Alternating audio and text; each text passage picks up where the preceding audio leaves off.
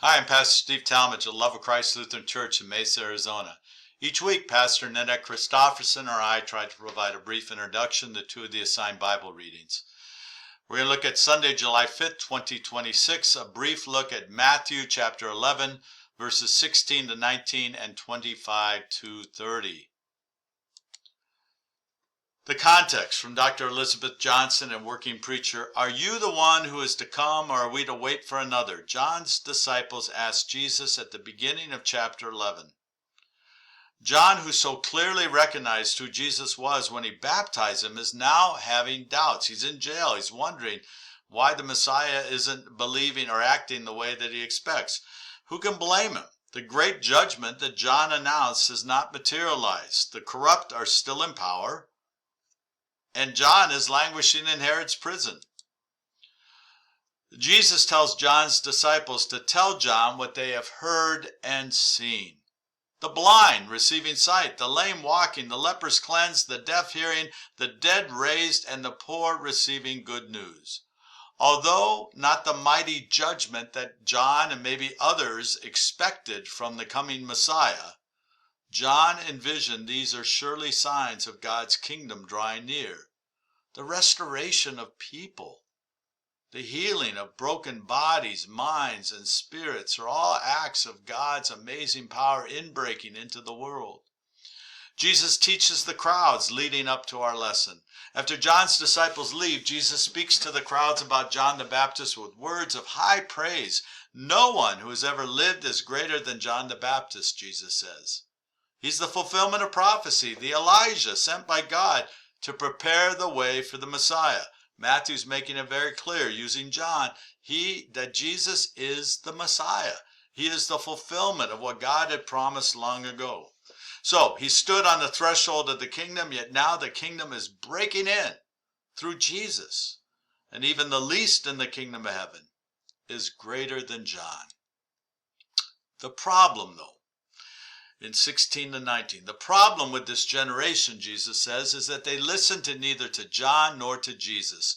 John's austere lifestyle led people to accuse him of having a demon, while Jesus' habit of eating and drinking with sinners earned him a bad reputation. This generation finds reason to take offense at both John and Jesus, and thus to evade the call of both. They're like children in the marketplace who cannot decide whether they want to play wedding games or funeral games and end up playing neither. Oh, how fickle we are even today. Wisdom is vindicated. Verse 19, yet wisdom is vindicated by her deeds, Jesus says. Jesus' own deeds, as described in 11:5, give evidence that he embodies and reveals the wisdom of God. That he is the one who is to come, the one who ushers in God's kingdom. Verses 20 to 24, most of Jesus' miracles took place in a small area at the northern end of the Sea of Galilee around Capernaum. They created much excitement and were meant to change people's lives and perspective. They were to repent or turn back to God. This did not happen. So a question we can ask is, what evidence demonstrates a life turned back to God? Then we jump to 25. Who are the wise and intelligent? Dr. Johnson, the wise and intelligent may refer to any who reject Jesus and his message, but perhaps especially to the religious leaders, whom Jesus often rebukes for their self-importance and hypocrisy.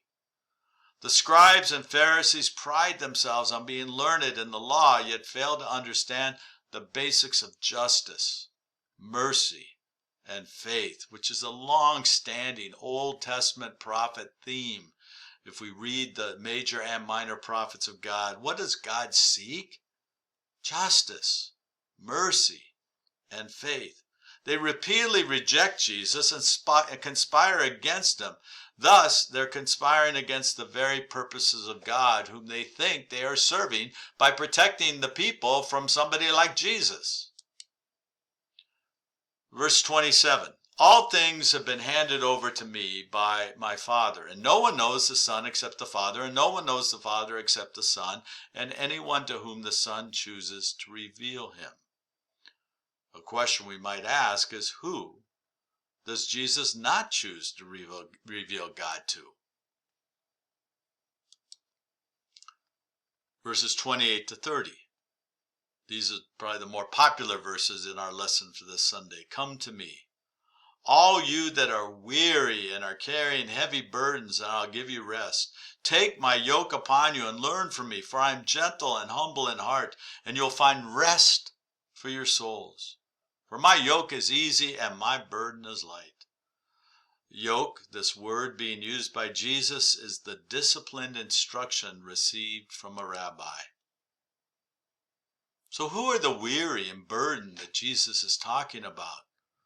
Well, in his context, and maybe in ours, the burden are the poor and marginalized, day laborers, the indebted, those crushed by Rome's taxation and the economic structures of first century Galilee. And again, those could be applicable to the 21st century in America.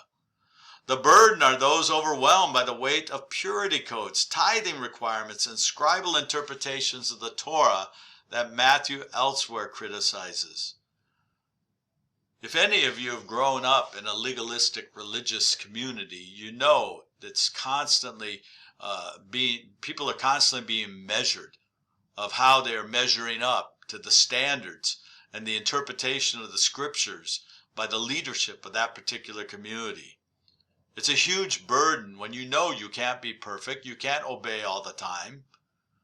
And we all are sinners, as Luther would teach, while also claiming to be saints because of God's unconditional love and forgiveness in Jesus, which we call grace.